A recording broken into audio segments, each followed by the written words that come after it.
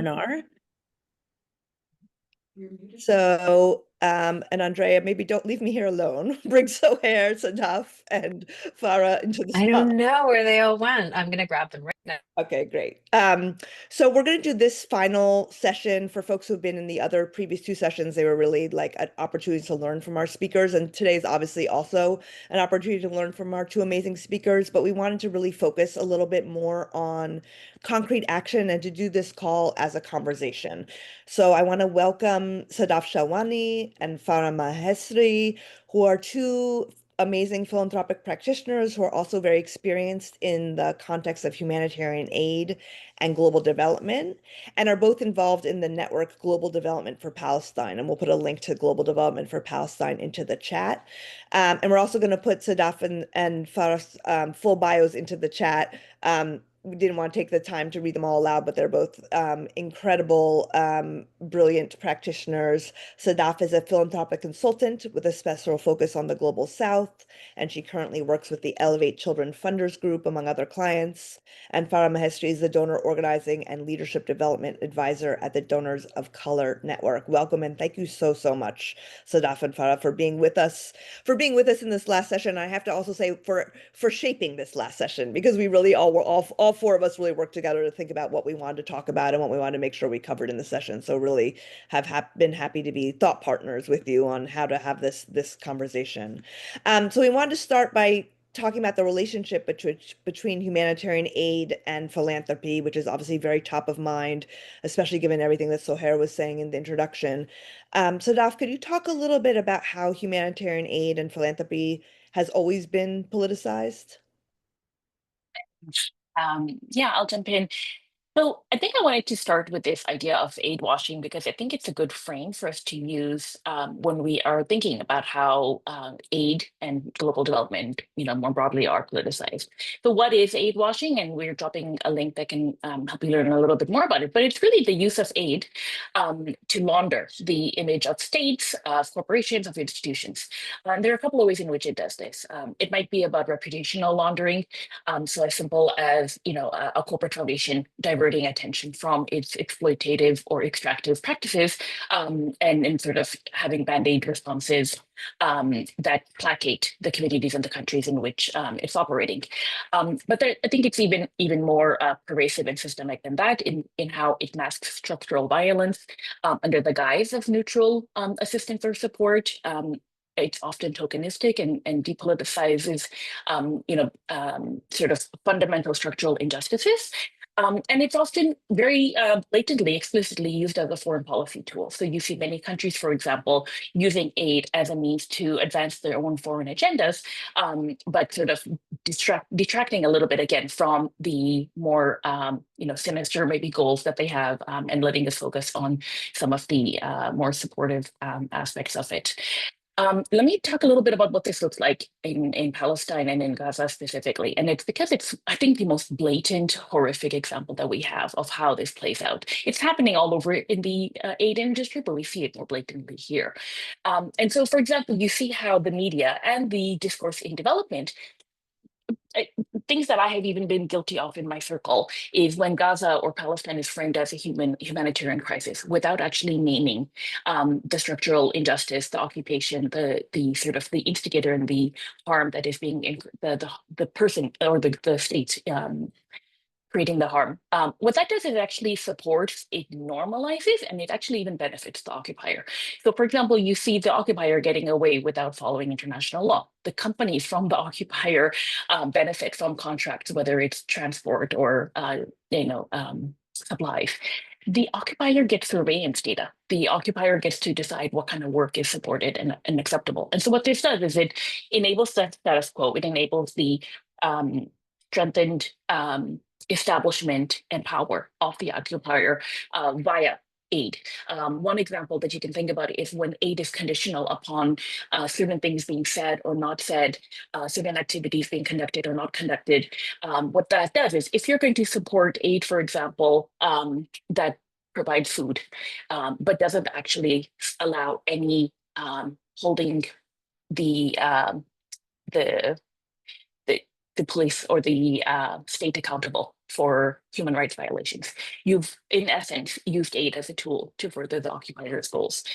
And so I think that what it does is it, in this way, it not only obscures and draws attention away and maintains the status quo, but it also essentially cuts the legs off of movements and grassroots organizations and people and leaders.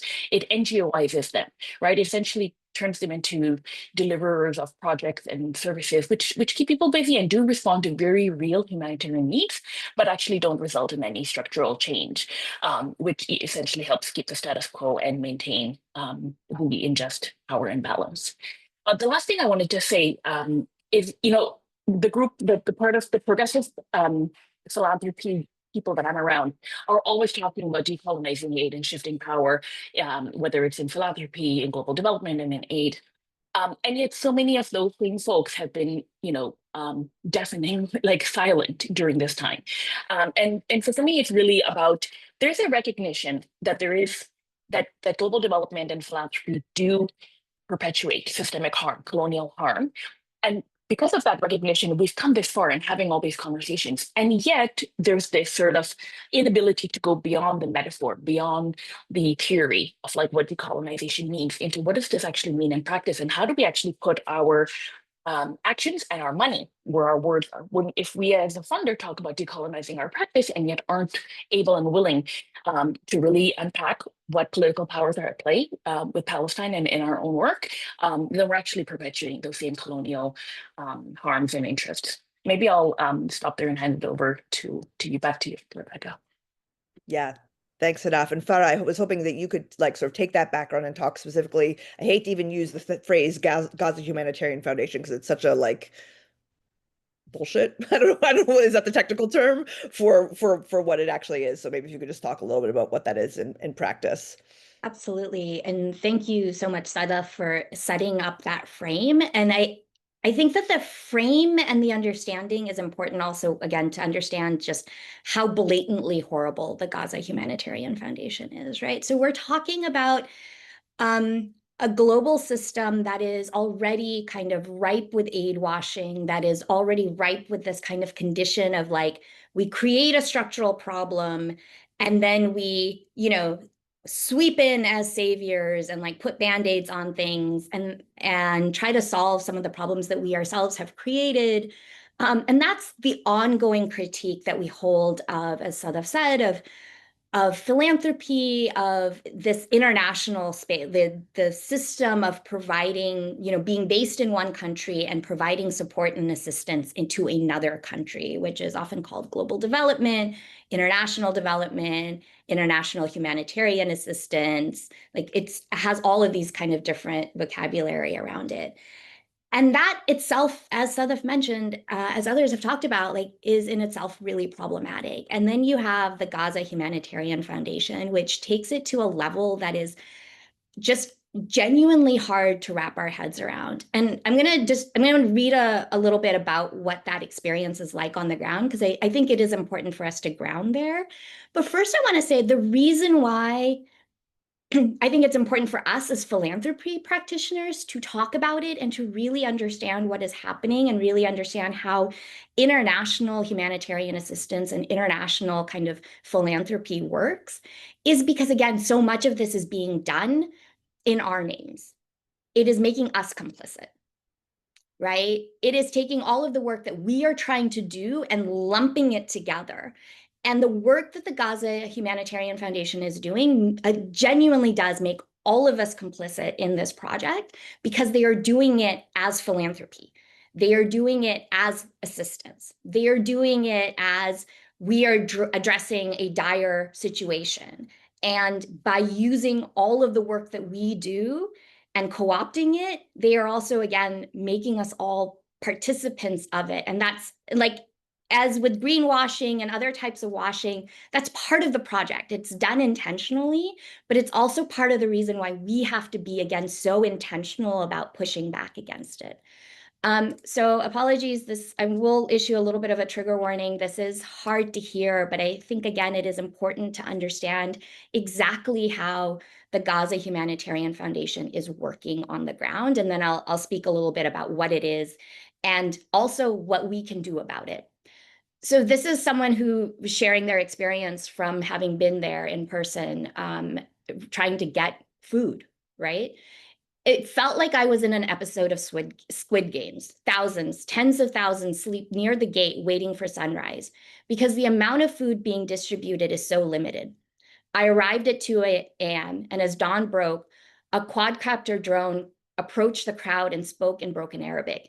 You will now enter to receive the food. There is limited time. You must all leave before it runs out. You must all stick to the time. Everyone gets up, taking off their shirts to turn them into makeshift bags for cans of beans and sacks of rice. An employee from the American company waves his hand for people to enter.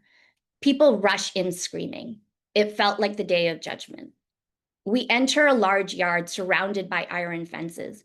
U-shaped tables are stacked with everything Gazans long for: rice, oil, sugar, chocolate, flour.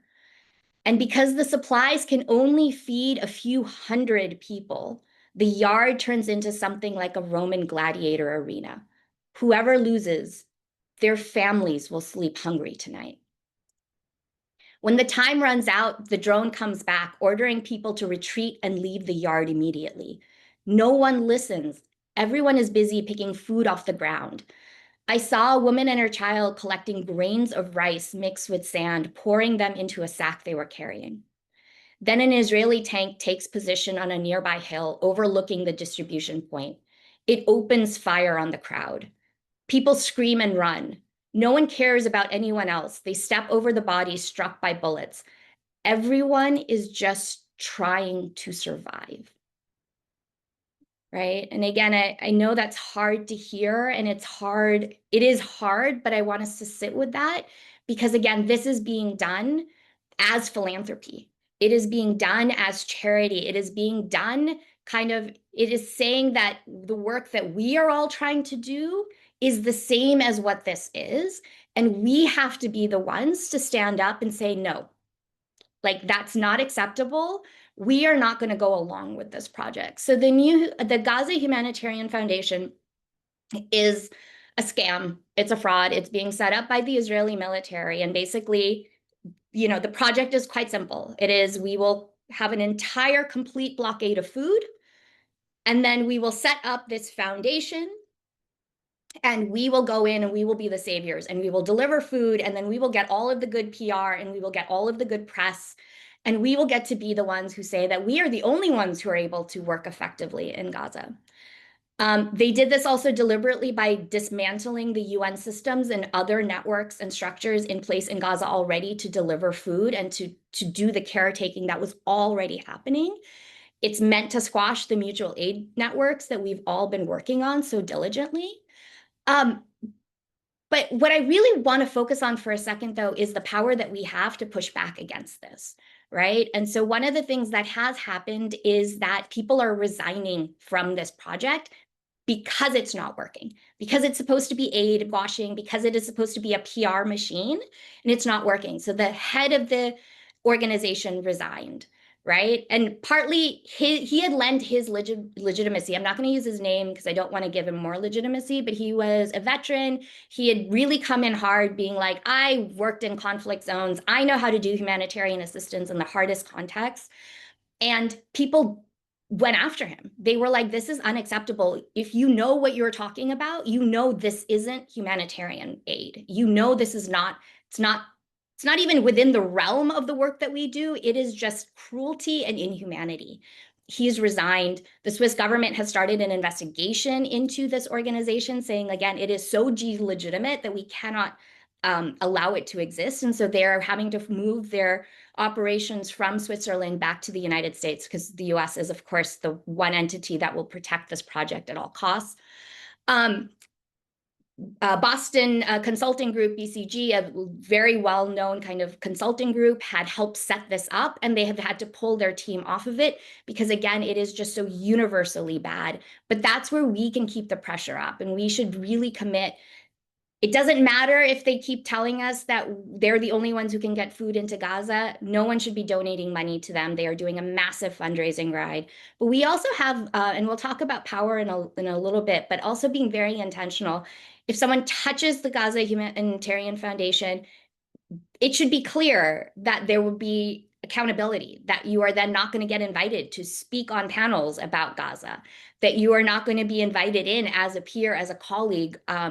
And again, we're starting to see that pay off, and it's already allowing that this thing that is so delegitimate is further being delegitimized because we are not willing to go along with this project. And I think that that's also important to remember, as we march toward more and more war, and as we watch Israel kind of attack more and more places, that we don't want this also to allow it to become a playbook, that we will create starvation conditions in this intensity and then come in and like solve it or protect it, or, come in and sweep in as the savior. And so that's another reason why it's so important for us all to engage on the question of Palestine, because by engaging in this question, by really understanding what's happening and understanding kind of the mechanisms of aid washing and some of this work that's happening and how this project is constructed, we are working to free Palestine, but Palestine is also freeing all of us. It is giving us the tools and resources for us to like dissect and understand what is happening and break that. And we'll speak more about it as well, but Rebecca wanted to hand it back to you. Farah, actually, I think I was going to hand it back to you because you were going to ask us a question. Yes, that is actually very true. Sorry, I got distracted. But so I started and I was talking a little bit about really leaning into the power that philanthropy has. And we see this in one way in terms of the delegitimizing this project and really making this one thing stand out and be like, we're not going to accept it. But Rebecca, wanted to ask you if there were, what other ways are philanthropy kind of leaning into power, and how should we as philanthropy professionals, as donors, as funders, as people working in this industry think about power? Yeah, thank you so much for asking that. And thank you for sharing that testimony. It was incredibly disturbing to hear, but I think it was also just so incredibly important to hear about the experience of what it is like to actually have to go there, and to hear what is being done as a supposedly humanitarian foundation and what that really looks like and feels like and is like to experience. And so, in the shadow of that, it's almost feels a little bit hard and abstract to talk about philanthropy's power, but I do think it's important because that's what, this is where we all are, is like situated in this sector in various ways. And obviously funding freedom has a very strong critique, to say the least, of the way that philanthropy has amassed its wealth and how it uses its wealth. And so here, I think we'll go more deeply into that in a second, and about how its power really can and should be returned to people and communities. But I think we also want to engage in the reality that philanthropy does wield enormous power because of the amount of wealth that it represents. So just to sort of ground people on how much we're talking about, and obviously we know that all of us here in this call are represented teeny tiny portion of the sector, right? It's first of all the sort of most left-wing part of the sector, but also the sector that's working on these particular issues, which is a tiny proportion of it. So, but the philanthropic sector as a whole represents an enormous amount of wealth. I looked it up, and the philanthropy as a whole gave over $557 billion in 2023 in the United States. That's a fraction of the wealth that is being held, of course, because most private foundations are giving only that 5% that's required by law, even while they're holding enormous amounts. And so the estimated wealth that the sector holds is about $1.5 trillion. So that's really, that this is not a marginal part of the economy, that if we acted collectively, even if tiny portions of the sector acted collectively in terms of the way that our money is used, and I'm going to talk a little bit more about that in a moment, we could really shift the way things are, use the power that money holds and wealth holds to shift practices. And so I think that's something that we haven't thought about as a collective nearly as much as we should, or maybe have started to in some realms like fossil fuels or private prisons, but have not yet around Palestine.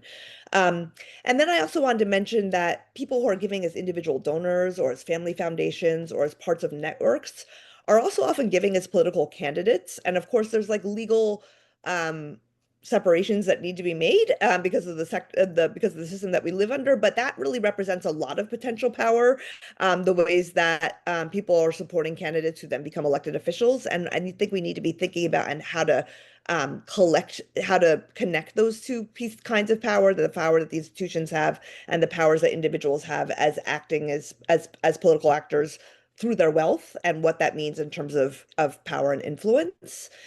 And I also wanted to mention, which I think most people here on this call know about, that there's new coalitions that have come about, especially since the Trump administration has come into power, but even before, when the Biden administration, in particular on Palestine, has been um, grossly negligent and also completely not just complicit, but has been funding the genocide. So the Block and Build coalition, for example, is one which has brought both funders and movements together to think about how to work collectively to block various legislation that's threatening the nonprofits, both the nonprofit sector and the philanthropic sector together.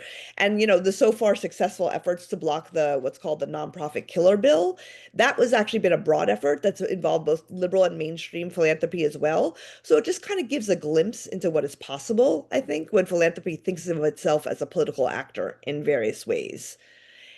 And then the other thing I wanted to mention before turning it over to Sohair is just the sort of divest and engage and invest frameworks that really ask us to think about fully what 100% of your money is doing all the time. I think it was Dov Baum who said, you can't just think about the 5% that you're giving during the day when the other 95% is taking action at night. So you have money that's sitting in banks, you have money that is in stocks, you have money that is in bonds.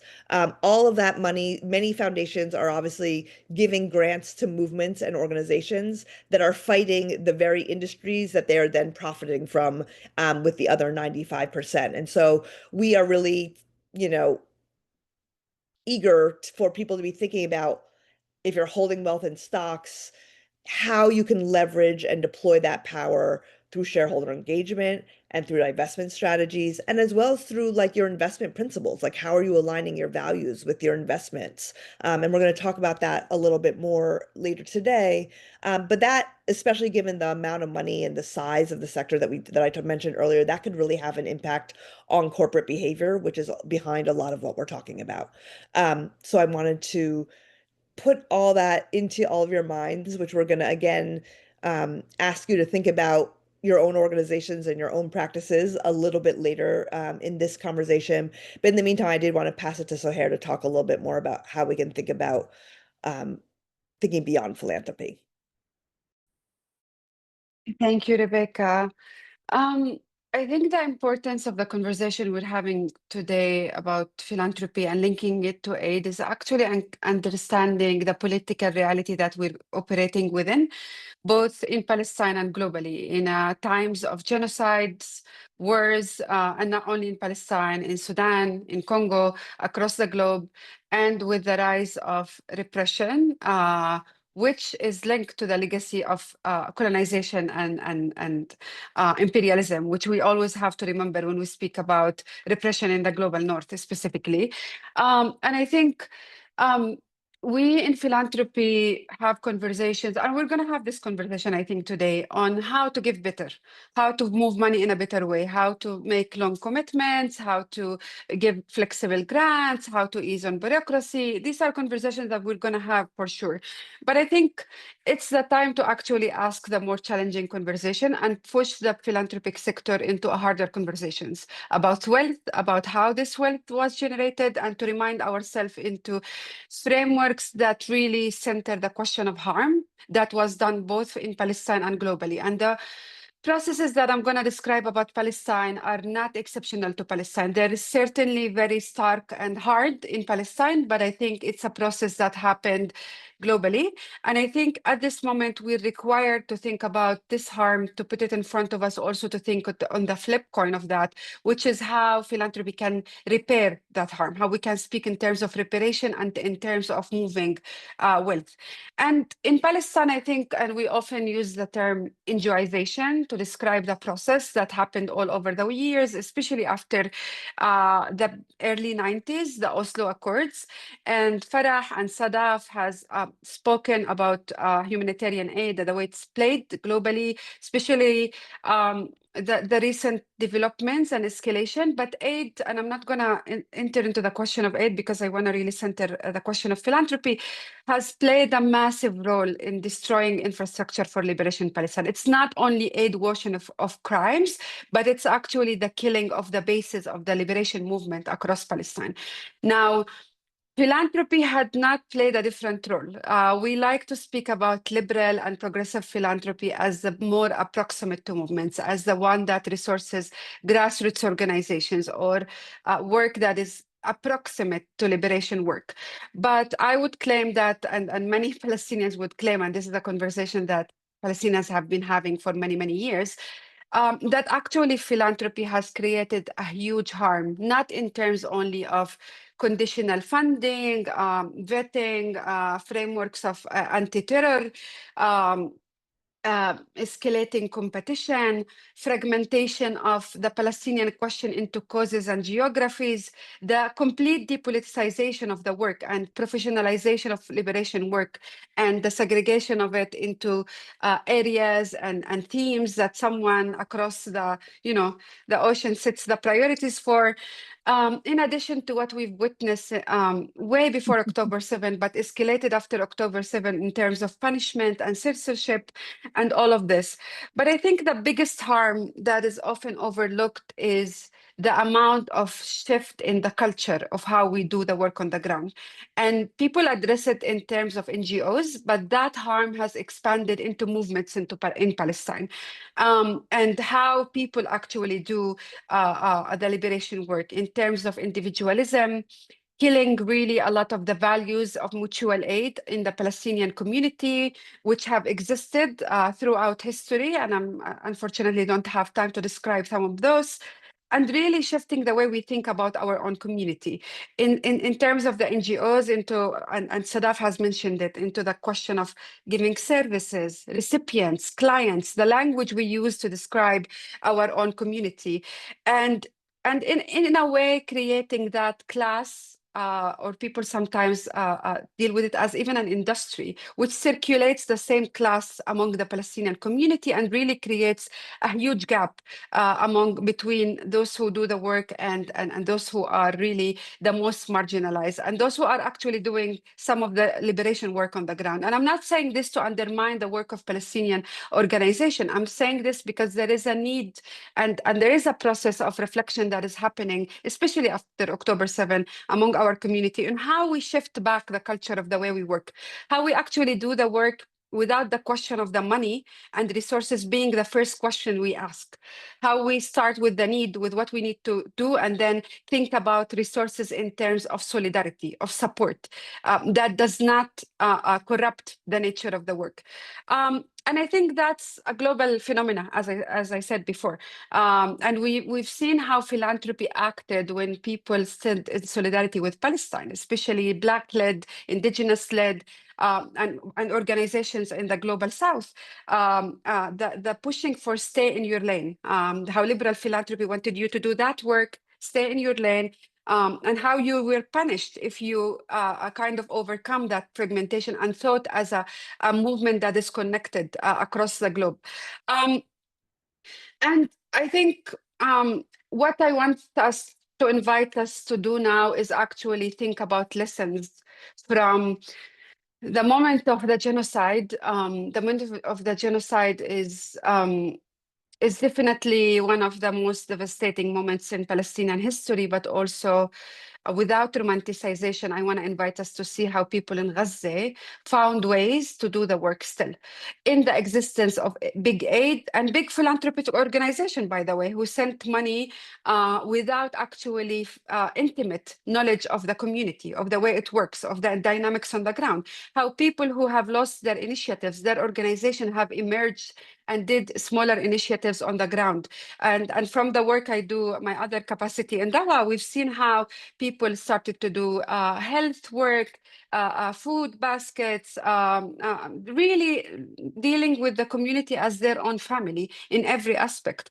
And really to think about frameworks instead of aid or charity, to really start to think about frameworks of solidarity and resilience. How do we strengthen the resilience of the people who are doing already the work on the ground? And this takes me really to think onto the question of repression globally, and also the mindsets of thinking of crises. And philanthropy now is really in crisis mode, especially in the US. And I want to call out US centrism in that, because somehow when the US enters crisis, all of us, need to get into this crisis mood. In a way, really starting all of this centering of risk assessments, instead of thinking, okay, in moments like this, what is philanthropy's role if philanthropy cannot do its role anymore, if philanthropy is held into this crisis mood?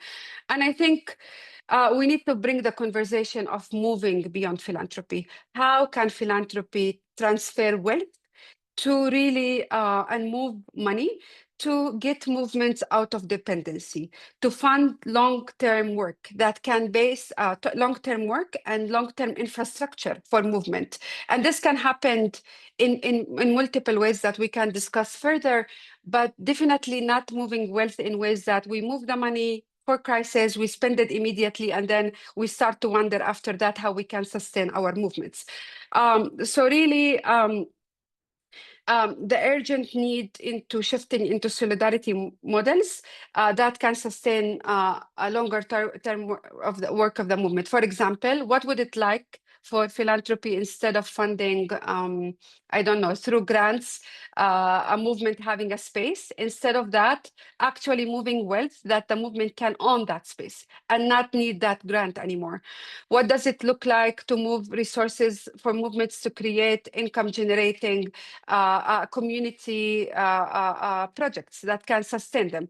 What would it look like for private philanthropy to move big money to a movement like umbrellas or kind of independent entities that have closer relationship to movements on the ground to manage these resources for the long term? I think I really took too much time, but it's an invitation for us, like, that's a conversation that is starting and in Palestine is escalating, and definitely I've heard in different contexts in the global south, many people are experimenting with this, and I think it's a place for us, especially those who work in philanthropy, those who work within grassroots funds, to start exploring options, and for others who hold positions of power within philanthropy to start to think about how they invest in that long-term independence of grassroots initiatives and of movements in Palestine and globally. And I will turn it back into you, Sadaf and Farah.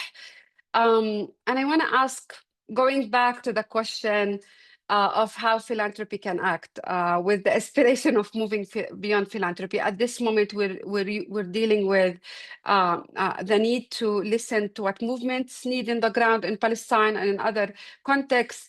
How do you think funders can handle the conversation about backlash and risk assessment, and really not throw movements under the bus at this moment and center movement work? And I'll start with you, Sadaf. Thanks, Heron. I really appreciated your comments. And I think one thing that I want to maybe emphasize and lead into mine is your reference to the importance of taking a solidarity framework. And I think that has to be the fundamental sort of underlying thing to everything we do, is that we are in this, in the collective. We are not each individuals, doing this, doing that, saving someone else, helping someone else. Like, we have to think about it as a collective organizing effort. I think as part of that, I think two things that I wanted to highlight especially when we think about risk and backlash, is I think very often, especially when we are maybe managers or directors in foundations, we underestimate the power that we do have. And I think we get caught up in like, oh, our board or our trustees wouldn't support that. And I think it's really important for us to actually sit down and unpack and examine our own positionality and understanding and then strategically leveraging your own power. So within a foundation, you still do have power to influence. And sometimes it's about these, conversations on the side with your finance person around, investment. Sometimes it's around talking to co-directors about, where you fund. Sometimes it's bigger things around talking to the board around, what you're willing to speak up for. I think there's a lot you can do. Even within your foundation. But then there's also, and this is where, Rebecca, I appreciated what you mentioned about even as an individual, you hold a lot of power. You do hold money, you also hold social capital and influence in your lives. And you have people around you who you had conversations with, who you can nudge to think differently or to think more critically about what's happening. And all of that, I think, has massive ripple effects. And there's always something that you can do and should do. And so even as you analyze and assess risk and backlash, to think strategically and creatively about the ways you can act and respond. And the thing to remember as in all of it is that the risk of not doing anything is far greater than the risk of doing something and you might experience some backlash. And so I think just reminding ourselves over and over again. I think the other piece around risk and backlash is it's really important to connect yourself with a network of allies, whether that's informal or formal. Again, there is power and protection and buffer in collective voice. And I think of the example of global development for Palestine, where as a collective, we've been able to put out statements and take action with credibility and authority representing the sector and not putting individual people at individual risk. Different members are open in different ways about their involvement with the collective, but it becomes a way that you can actually be part of something greater than yourself and use power in that collective voice and use your identity strategically where it can help and also where you need to take a step back. I think the other reason to work as part of a collective or a network is just organizing is hard work and it has to be done in solidarity. And there are times when you're going to need to step back. There are times when you need to step up. There are times when you need to hold care and space for others. There are times all the time when you need to be accountable to others. And I think when we operate as individuals, we don't have that accountability to the movement, to our peers and to our colleagues in Palestine. Maybe I'll stop there and hand it to Farah to continue. Thank you, Sadaf, although I was kind of like, you just keep going. Mhm. I want to pick up, I think, on this, what Sadaf is talking about, like power, right? And I think that Rebecca, Sohair, Sadaf, and I have all kind of talked about this and this need to step into our own power and to say, like, as philanthropy professionals, we have power regardless of what our title is. The one example I often point out of, so I work as a consultant and I work at a philanthropic organization. I can send someone the same email from my personal email or my philanthropy email, and the philanthropy email gets answered like that. And that is just, if that is true in your life, then you know that there is power in this position and they don't worry about the title. Like, they're just like, oh, you sent out an email from this org, I'm going to respond right away. And so part of, I think, what we want to talk about, Sohair talked a lot about kind of how philanthropy is able and has shifted culture on the ground in Palestine and in all the other communities that we work in. We have this incredible power to come in and like take cultures and systems and societies and then rejigger them and make them into, projects and recipients and donors and all of this that Sadaf also talked about. And now it's time for us to also turn that kind of power onto ourselves and really think about how we can shift culture within philanthropy, within kind of the seats that we sit in to get to this long-term kind of systemic, massive change where we're thinking about reparations, where we're thinking about wealth transfer. And that does, again, really, there are things that we can do, as Sohair mentioned, on like longer term grants, make the grants more flexible. But beyond that, it's also time, as Sadaf was saying, for us to organize. And so I want to talk a little bit about what organizing is. And organizing asks us, if we're moving collectively and we're moving into kind of stepping into our power and using our power in this way, to be smart and to be intentional. right? To use that power in very deliberate and movement-aligned ways. And that's both as foundations, as entities, as philanthropic organizations, and as individuals who are able to, move our own money as well. So some of it is kind of, again, taking that power and saying, like, I'm going to make Palestine into a specific part of my portfolio so that it can't be taken away, that it requires a conversation, that it's not stuffed into something else. But the other things I really want to talk about is, as Rebecca was talking about, was, thinking more broadly, not just about how the grants you're giving out, but other things that you're doing. So using an organizing mindset, and that just being talking to other people, right? So organizing requires us to build at the base instead of just constantly kind of being like, what is my CEO doing? What is my board doing? I don't have any power. My board makes all the decisions. Going and talking to your coworkers, to your peers, to say something like, I saw you had a watermelon pin on. Can we go grab coffee? And then saying, okay, so the two of us are now going to have coffee with two other people who are wearing a kufaya or who said something. Maybe they muttered something at a staff meeting, and you're like, I hear that you might also have some issues with how this works. Let's build together. And then constantly kind of building at that base, at building out your network and worrying less about like, oh, do I have my ED on board? Do I have my board on my board of directors kind of what are they thinking? What are they doing? And really saying, okay, do I have my peers? Do I have my colleagues? Do I have a real sense of where, who's on my side? And then the other part of it is to start asking some real questions, not about what is happening in Gaza, right? We do a lot of that, like, let's look outside. Let's do an assessment, a community asset mapping. Let's do a needs assessment. Let's map power somewhere else, and turning that lens and looking inward. So Andrea, I'm going to have to actually launch the poll now.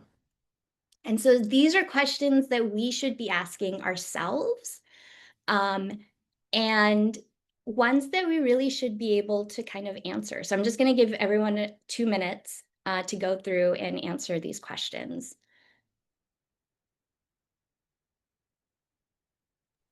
Is everyone seeing the poll?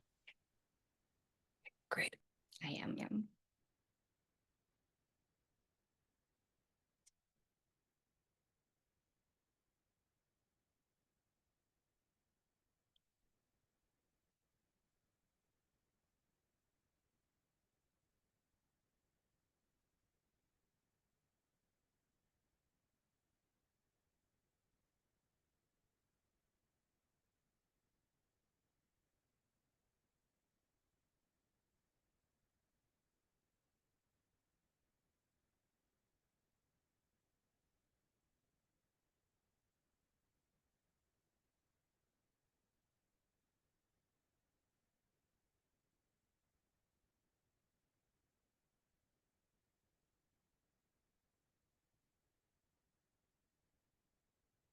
And Andrea, let me know when it looks like we should close the poll.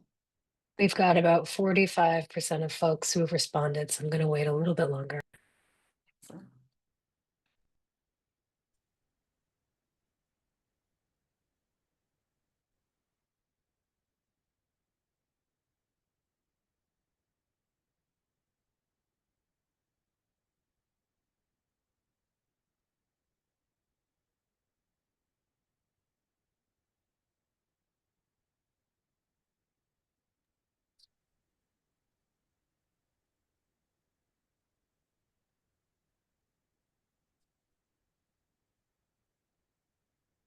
Just wait maybe 30 seconds more, folks.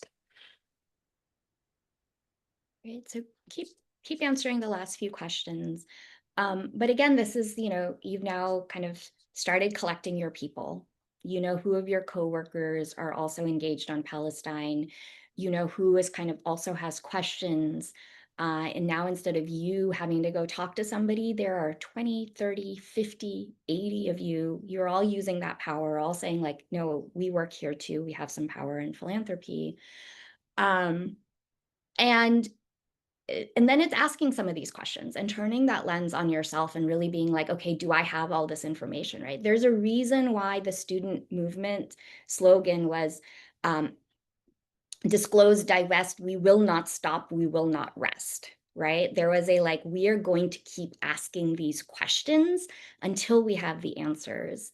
And so this is kind of how it breaks down for us in terms of, do we know the answers to these questions ourselves about our institutions, about the places where our money is? So when we go to sleep, what is my retirement fund actually funding, right? Does it make sense if I'm spending my entire day being like, what's happening in Palestine is awful, and then my retirement fund is invested in Lockheed Martin or, you know, wherever else?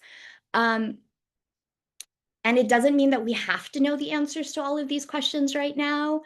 But it is as saying, can we start doing this? And you know, and these answers, I love them because look at it, you know, 68% of us do know if our organizations have a gift policy, right? That is information. We can start using that information. If we don't have one, we can start building one. If we do have one, then we can start asking the questions, are we following our own gift policy? Are we accepting money from people we should not be accepting money from?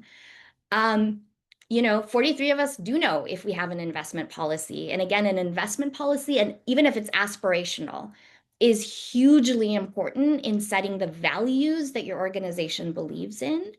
And it is about saying, like, we are not going to invest in greenhouse gases. We're not going to invest in guns. We're not going to invest in drones and bombs. And we're not going to invest in the occupation of Palestine overall, because all of these things actually undermine the work that we are doing.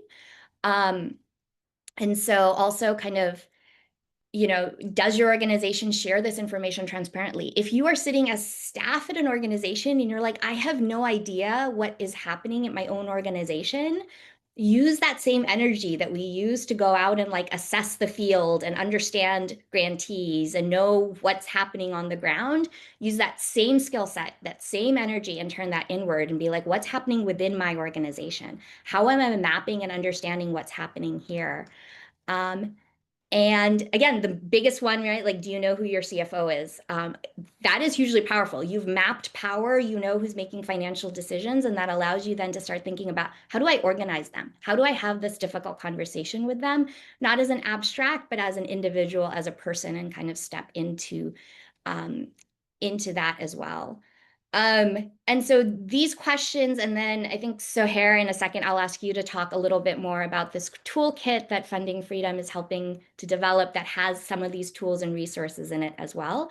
But before we do that, Sadaf, I wanted to ask you if you could talk a little bit also about kind of that narrative piece and how we as philanthropy and sitting in this space should be thinking about how are we changing the story and how we talk about this. Thanks. Thank you. I will keep it really brief, but I think this is one of the things that has come up a lot in the child rights space, where I've been working with a lot of funders. It's been coming up in that context around the anti-gender, anti-rights movement that's been, growing stronger in the U.S. and globally. But I think it's really similar to how right-wing and Zionist groups have been so successful, partly due to their investments in shaping the public discourse and in influencing things politically. And I think that philanthropy, supposedly or so-called or self-identified progressive philanthropy, needs to sort of take this time of reckoning to say, okay, obviously what we've been doing thus far maybe has done some level of symptomatic relief, but the structural change piece is a lot harder, a lot more complex than we maybe thought it was, and what needs to happen there. And I think there is that the advocacy and organizing work, and I think, Farah, you put in an offer in the chat for people who want to think about how they actually support more advocacy and organizing to do that. But I wanted to also raise the importance of narrative change around investing in media and communications. And it's not the time for us to withdraw from that influencing work, even though it might feel a little bit more risky, but it's actually the time that we need to move away from the traditional models of philanthropy and aid, rethinking how we influence change in the world. And it can't just be business as usual. There is sort of a public mindset, a public dialogue that we need to be part of, that we need to influence. Thanks, Farah. And so here, I'll pass it to you. Thank you so much. Really, we need to move soon to breakout rooms to have a further conversation on organizing. So I think one of the ways in Funding Freedom, we wanted to shift from general political education into action is through a cohort that started last year. And this cohort took the question of really looking at philanthropy's power and zooming out from the question of giving into the question, where does philanthropy's money exist? And centering the question of divestment of that 95% that are not moving to movements. And the incredible cohort that worked for months now is building now a toolkit that is going to help each one of us as organizers organize within our different institutions, organizations, among the bigger sector, into how to push towards divestment from the different places where people are. We will share more about this toolkit. I'm aware of the time. I think we need to move to the group. But I really, if you're interested in that, if you're interested in organizing around divestment in relation to Palestine, but to be honest, wider than Palestine, please tune in and we will share more about this toolkit throughout the next part of this year. I'll move it back to you, Rebecca, to take us to how we continue this conversation. Yeah. So we wanted to go through a little bit and give folks a chance to talk to each other. So we're going to break up into 5 groups. Andrea is going to break up the groups in a second. Each of the 4 of us is going to facilitate one of them, and our colleague Colleen from Funders for Palestine and Rawa will do the 5th one. So we have a few questions that I'm putting into the chat that we're just going to talk to each other about. And we'll do that for maybe about 15 minutes, and then we'll come back, hear a little bit about our conversations and also, some other potential next steps. So Andrea, if you can.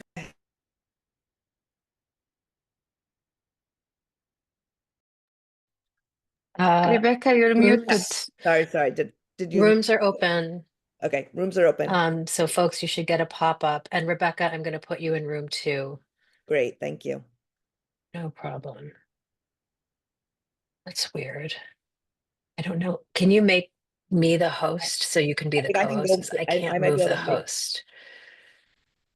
Okay, make myself. Just say assign host, and Yeah, then yeah. I'll be able to move you. Yeah, totally.